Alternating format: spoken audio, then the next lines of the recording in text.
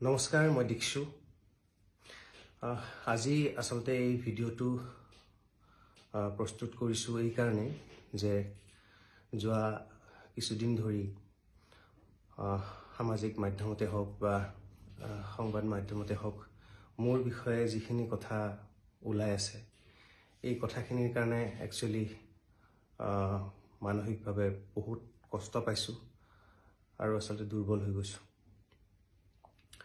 মই ৰাইজলৈ বিনম্ৰভাৱে এইটোৱে অনুৰোধ কৰিব খুজিছোঁ যে যোৱা 20টা বছৰে যেনেকৈ আপোনালোকে মোক মৰম আৰু বিশ্বাস কৰিছে, সেই বিশ্বাস আৰু মৰমখিনি যাতে মোৰ ওপৰত আপোনালোকে সদায় ৰাখে, কিয়নো মই আগতেও কেতিয়াও বেআইনী কাম কৰা নাছিলোঁ, এতিয়াও মই কৰা নাই আৰু ভৱিষ্যতেও মই নকৰোঁ।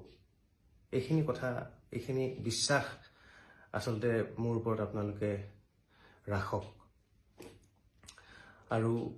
আৰু এটা কথা ওলাই আছে যে মোৰ কিবা গাড়ী বা মোৰ সম্পত্তি কিবা উপহাৰ পোৱা বুলি, যে এইটো কথা আচলতে নহয়। মোৰ যথা শক্তিৰে যি মই আৰ্জন কৰোঁ সেইখিনিৰে মই বহুত কষ্ট কৰি মোৰ গাড়ী বা মই থকা ঘৰটো মই ক্ৰয় কৰিছোঁ আৰু সেয়া লোনতে ক্ৰয় কৰিছোঁ। সেয়া লোন এতিয়াও চলি আছে। গতিকে এই বিশ্বাসটো যাতে ৰাখক আৰু মোৰ এইবিলাক যাতে বেলেগ কথাত আপোনালোকে বিশ্বাস নকৰে,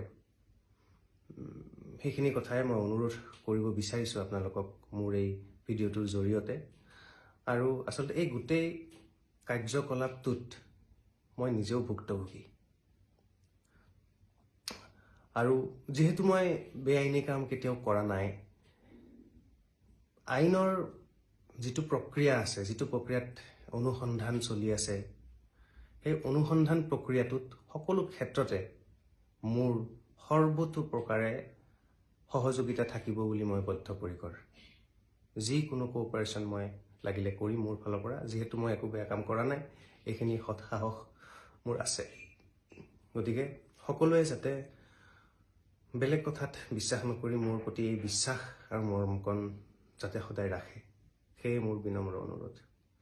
ধন্যবাদ।